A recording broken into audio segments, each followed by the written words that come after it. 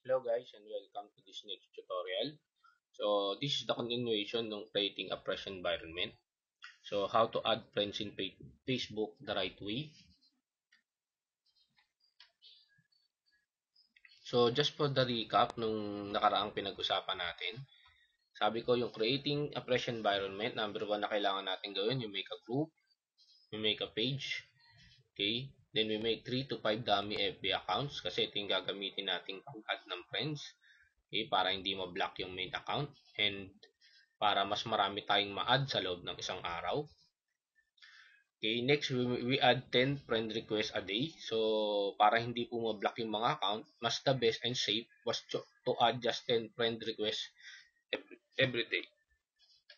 Now, it's much better na kung meron kayong mga pinsan, kapatid na hindi nag-join, okay? Maganda hiramin mo yung photo, okay? And preferably girl, mas maganda, okay? Mas okay. Kasi mas madali po yung girl po, mas marami pong nag-a-add. Okay? So, para dun sa dami, mas maganda ganun gawin nyo. Pero pa po dun sa account mo, no? Gawa ka rin ng account mo na dami, gawa ka rin ng account mo na, kunyari, pinsan mo, kapatid mo. Okay? Para pwede mo lang gamitin pag-add. And makikita nyo po, marami pong nag-a-add pagka-girl. Okay? So, pampadami lang po. Okay? How to add friends the right way? Okay? So, number one, bago po kayo mag-add ng friends, i-check nyo muna kung mutual friend is greater than 5. Kapag ka greater po ng 5, wag nyo po add. Ibig sabihin, marami na pong kaibigan nyo na rin. So, wala na pong sense na i-add nyo pa po yun. Okay? Number 2, you make sure na hindi po taga-aim. Okay? Kasi kung taga-aim po yun, i-add nyo pa, ay wala na rin sense para i-add nyo pa kasi taga-aim na, hindi nyo naman na po balak recruiting yan. Again, ang focus natin ngayon was to recruit more new blood. Okay? Hindi po member ng taga-aim. Okay? So, number 3, i-make sure nyo rin na hindi po siya taga-ibang network. Ibig sabihin, hindi siya taga-ibang company. Kasi yun po yung reason kung ba't mas maraming o mas malaking opportunity na ma-block kayo. It's because pag nag-add kayo ng taga-iba, ang gagawin nila, i-click niya po yung i-click niya po kayo as spammer or as iba-block niya po kayo. That's the reason mabablock po yung account niyo. Kaya total 10 lang naman ang i-add mo everyday, mas the best na tignan mo na kung taga-san siya. Okay? Kung wala siya, generic, hindi po siya sa ibang network, pwede niyo na po siyang i-add. Okay, again, ang focus natin, kumuha ng mga new blood. Now, number 4, make sure hindi siya friend ng dami. Ibig sabihin, kasi po, ang gagawin mo, you create 3 to 5 dami accounts, and then, ipe-friend mo yung dami accounts mo eh. So, pag in-add mo yung friend, makikita mo kung friend na siya ng dami account or isa sa mga dami account. So, pag friend na siya, huwag mo na siyang add. Kasi no use na eh. Okay? So, ang mangyayari, baka mamaya, friend nung 5, in-add mo pa, wala nang sense. Dumadami na lang yung ina-add nyo, pero pare-parehong tao na lang din. Okay? Number 5, invite Filipinos. Ano pong point ko dito? A lot of people kasi ang ginagawa nila, nag-invite sila kaagad ng mga foreigner. Okay? Okay po yun. Okay? Yun nga lang po, hindi po kaagad magtitiwala sa inyo yun. Unang-una, magkaiba po kayo ng lahi eh. So, kung gusto nyo makatarget ng mga foreigner, ang diskarte pong ginagawa dyan, mag-invite ka muna ng Pinoy sa ibang country.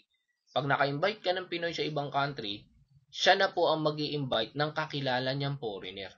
Okay? Asawa niya, foreigner. Asawa ng kapitbahay niya, foreigner na best friend niya. Dun po mai-invite yun.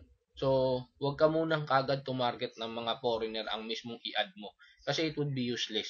Oo, makaka-invite ka, siguro. Pero bihirang-bihira po yan. Okay? Number 1, may discrimination. Okay? Number 2, hindi yan kagad magtatrust sa'yo. Okay? Kaya nga, mapapansin nyo po, kapwa Pinoy, mas mabilis po yan mag-trust. Okay? Kaya nga, tayo na nga kapwa Pinoy na natin, i-invite natin, di-discourage pa kayo. Pag foreigner, baka lalo pa po. Okay? So, ito po yung dapat nating tandaan. Okay? So, let's see that in action. Okay? Ito po tayo sa Facebook.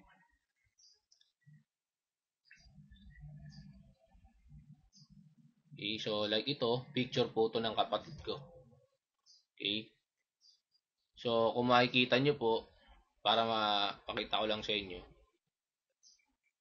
Ayan o. Sobra pong daming nag-a-add ng friend. Yung iba na-confirm, yung iba hindi pa.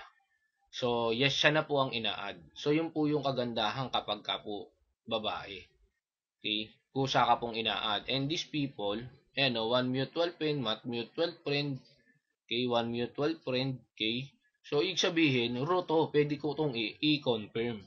Okay, ito, 5 mutual friends, pwede pa rin. Pero pagka lumagpas ng 5, ay wag na po. Eh, makikita nyo po, puro one mutual friend. Okay? So, ibig sabihin, pwede ko pong i-confirm tong mga to. Okay? So, ako na po ang ina-add on the long run. Okay? Pera pa po, sa pwede mong i-add. Okay?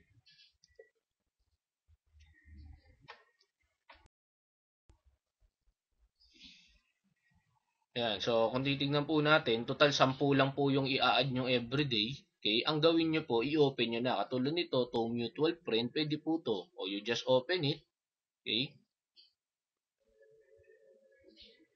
Tapos i-double check nyo na po. Makikita nyo naman po agad kung taga-ibang network, kung taga-AIM Global or taga-ibang network. Makikita nyo kasi nagpo-post siya ng picture sa newsfeed niya.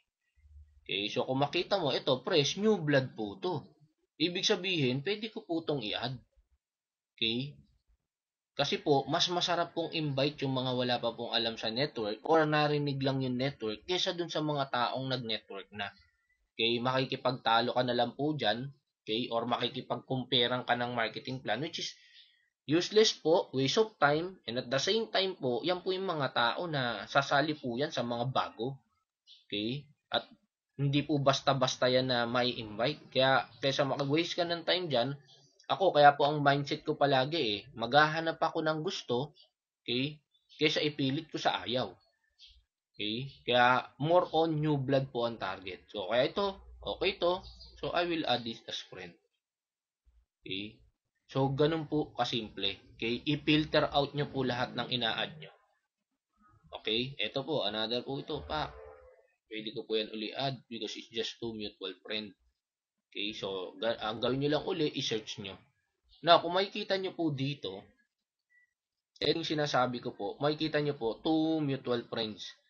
Ibig sabihin, isa no, naka-meet siya sa criteria, wala pa sa 5 mutual friend natin to. Okay, second, wala po dito yung dami account.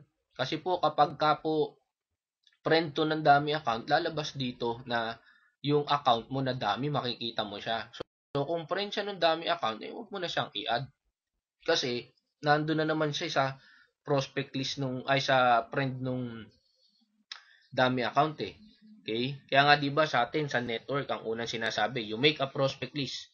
Okay? Lista mo lahat, alalahanin mo, huwag mo kalimutan. Alam niyo po yung ginagawa niyo ngayon, you are making a raw prospect list. Okay? Ng puro new blood. Okay? Kaya pag nag-post na po kayo ng ads, sigurado po puro new blood makakakita.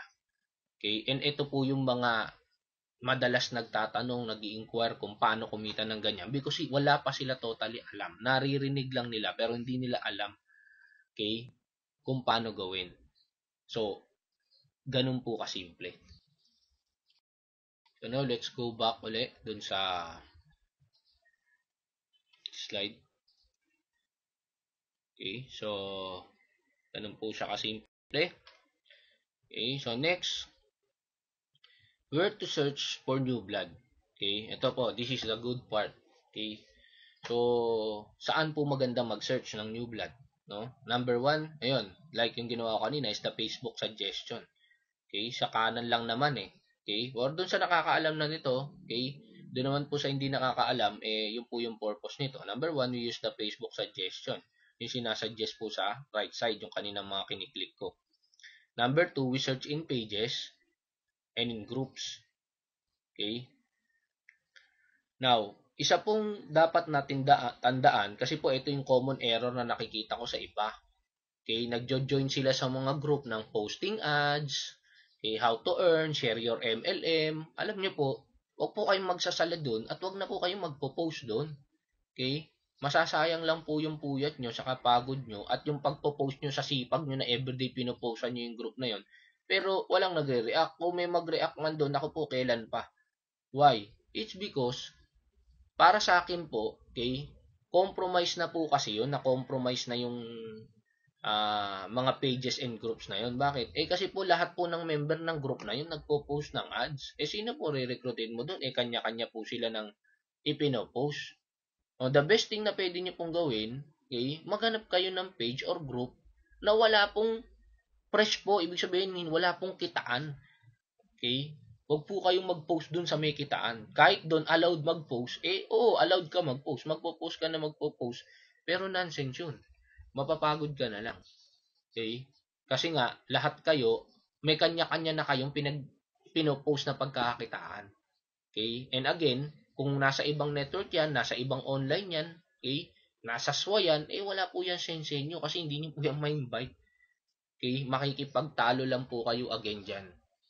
Okay? So, the best thing that you should do, okay? Huwag po kayo magsasali doon and hanap po kayo ng pages and groups na ang team po nila hindi po posting ng ads or extra income. Okay? Now, let's see this in action. Pakita ko po ito sa inyo.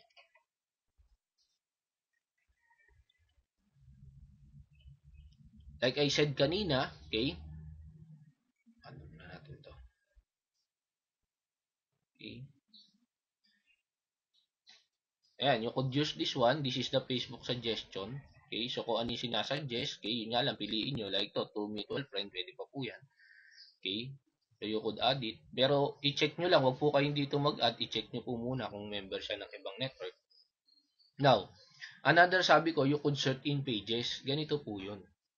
Okay, ang tanong, ito pong ginagawa natin, ang main focus natin was hindi naman makarecruit dito sa Pilipinas Ang main goal natin was makarecruit international kasi online na po tayo Actually ako po, aminin ko, dito lang po ako sa loob ng bahay, sa loob ng kwarto ko, may office ako. Okay, nakakapag-invite ako from other country, Dubai, New Zealand, Australia.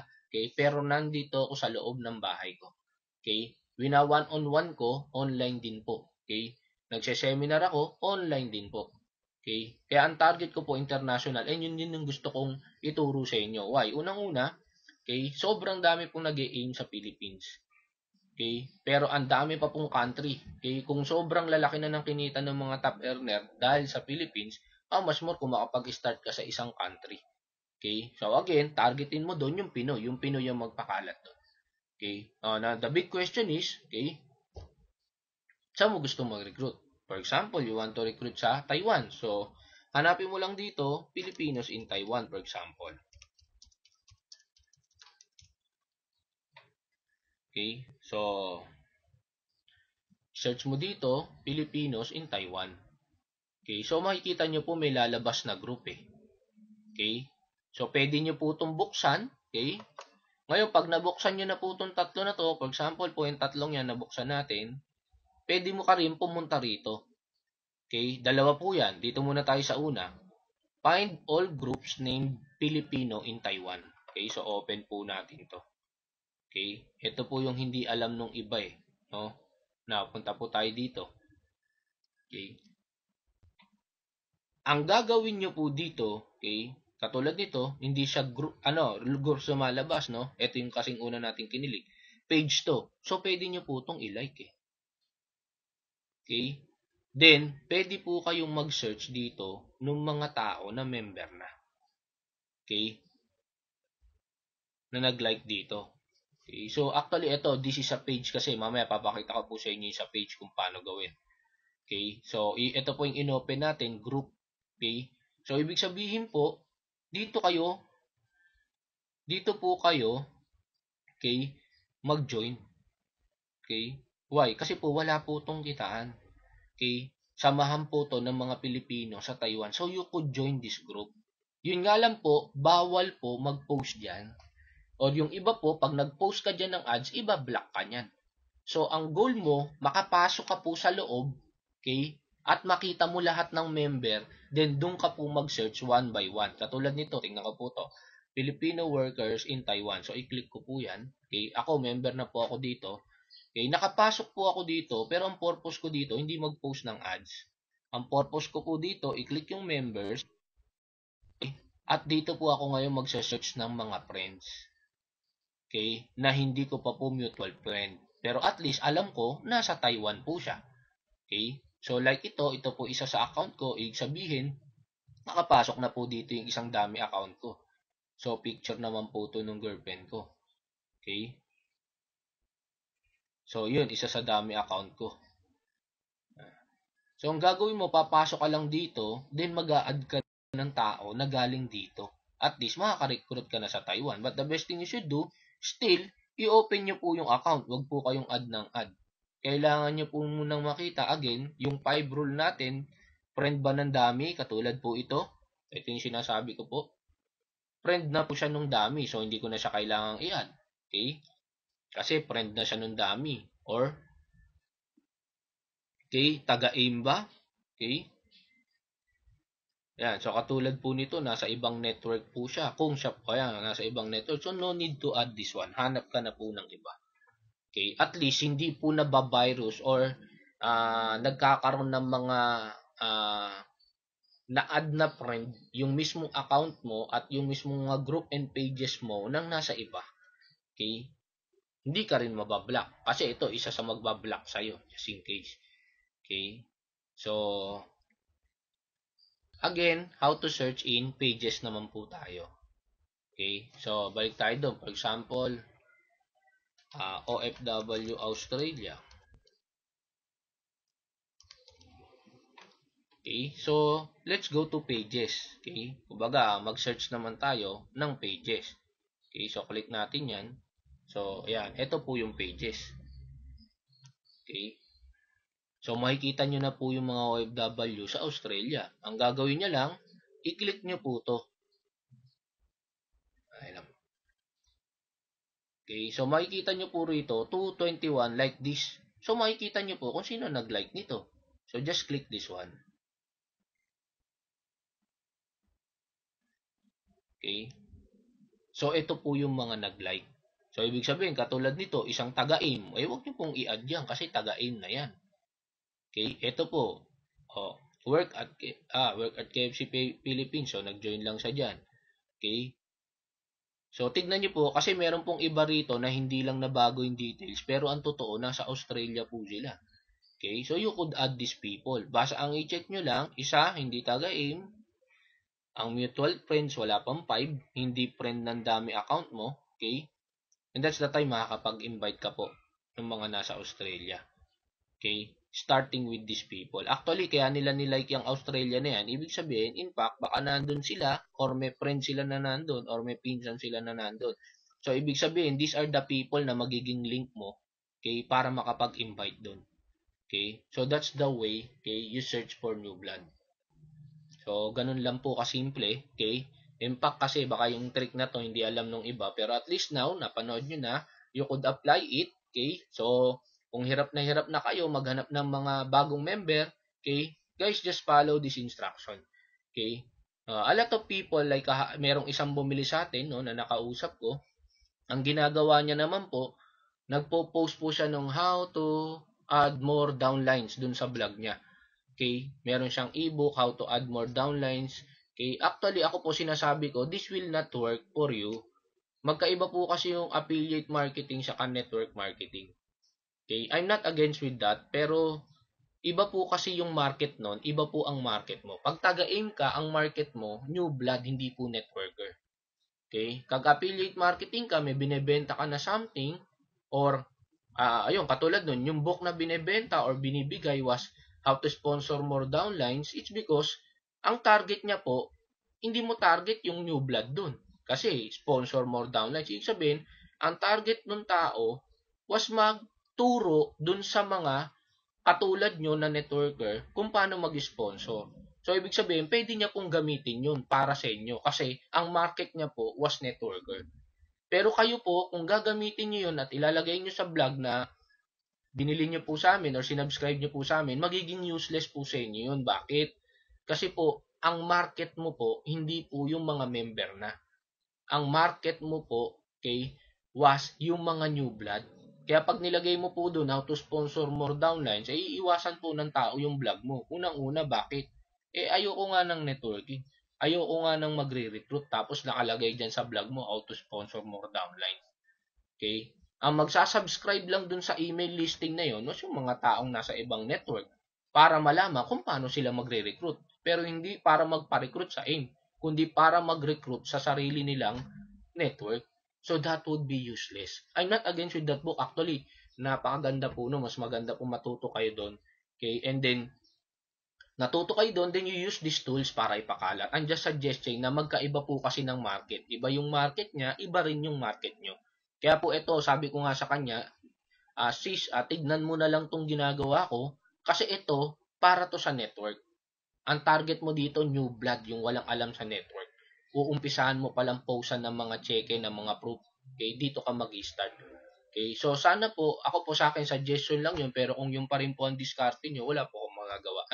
Gusto ko lang maipakita sa inyo yung uh, reason kung bakit hindi ko sinasuggest na ganun ang gawin nyo po para hindi po masayang. Baka po, imbis na makakuha kayo ng new blood, pagkapunta pa lang po sa vlog nyo, nakita nyo, wala to, recruiting to. Alis na kagad yung tao. Okay? So, sayang po. Okay? Nag-friends ka pa ng mga new blood, tapos, yun naman ang makikita. So, it would be useless. Okay? Ang suggestion ko, bilin mo, basahin mo. After that, i-apply mo. Yun po ang magiging mangyayari po. Okay? Now, so, balik po tayo dun sa slide.